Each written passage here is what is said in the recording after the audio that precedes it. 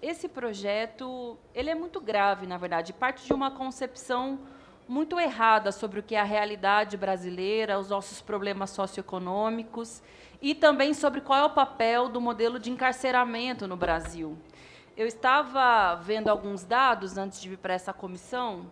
Na época do governo Fernando Henrique Cardoso, havia cerca de 200 mil presos no Brasil.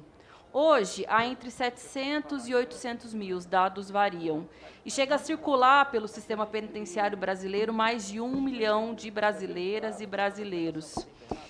A minha pergunta é, diante desse aumento do número de pessoas que frequentam o sistema penitenciário, a população brasileira se sente mais ou menos segura? Tem melhorado ou tem piorado o índice de criminalidade, de furtos, de roubos, de inserção de jovens e mesmo adultos nessas práticas? Fato é que a situação social do Brasil tem piorado, a crise econômica tem piorado muito.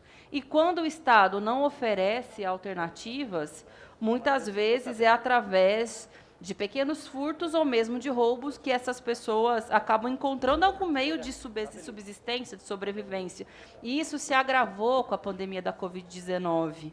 Casos de furto de comida, como pedaços de frango e de carne vermelha, estão chegando a instâncias superiores, como o STJ e o Supremo Tribunal Federal.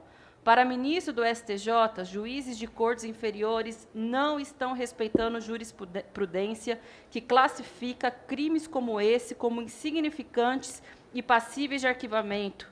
Isso é uma notícia de junho de 2021. Faz poucos meses que foi divulgado e foi feito esse levantamento e essa consulta a juristas. Porque mesmo que haja excludente, exceção para os casos de furto famélico, fato é que o sistema judiciário não tem respeitado a legislação. Porque, infelizmente, justamente por se tratar de uma instituição do Estado, também tem um caráter de classe e também tem um caráter racial muito evidente. Existe uma perseguição aos pobres, aos jovens negros no Brasil, e eu não sei se o deputado que propôs esse projeto soube do caso de uma brasileira, uma paulistana, que recentemente foi presa e o caso dela precisou chegar ao STJ porque ela furtou miojo e refrigerante, furtou pequenos objetos para poder alimentar a sua família.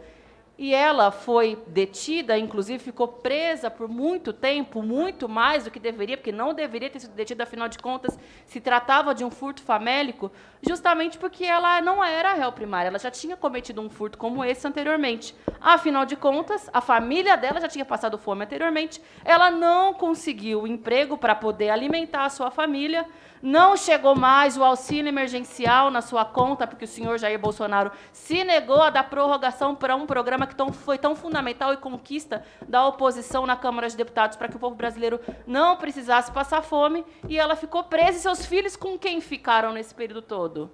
Passaram mais ou menos fome nesse período. E a minha pergunta é, esse tempo que ela ficou presa serviu para que ela saísse dessa condição de fome? Serviu para que ela não precisasse mais furtar para poder alimentar seus filhos? E esse sujeito que vem aqui propõe um projeto como esse, que quer encarcerar mais pobre, mais preto e mais famélico, não é o mesmo que se incomoda com o fato de que o presidente genocida, Jair Bolsonaro, que ele apoia, para quem ele trabalha aqui na Câmara dos Deputados, foi indiciado por 9 crimes na CPI. E eu quero saber se o senhor quer aumentar a pena para ele, porque esse, sim, merece ser punido, muito bem punido. Aliás, a história já mostrou o que o povo sabe fazer, a punição devida que dá para fascistas como ele. A história, os livros de história nos mostram o que a população é capaz de fazer com a punição devida para sujeitos que não compram vacina para o povo, e hoje a gente viu essa situação tão grave, e que corta o auxílio emergencial, a gente vê o povo na fila do osso, precisando furtar para poder se alimentar. Se for para discutir aumento de pena, vamos discutir para bandido de verdade, os que ocupam, infelizmente, muitas das cadeiras aqui na Câmara dos Deputados, e o que hoje ocupa a presidência da República e não deveria.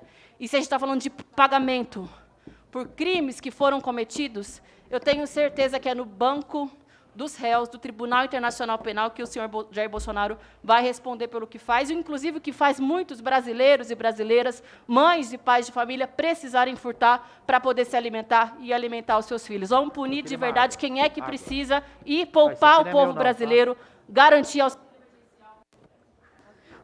emprego, Como vota, deputada?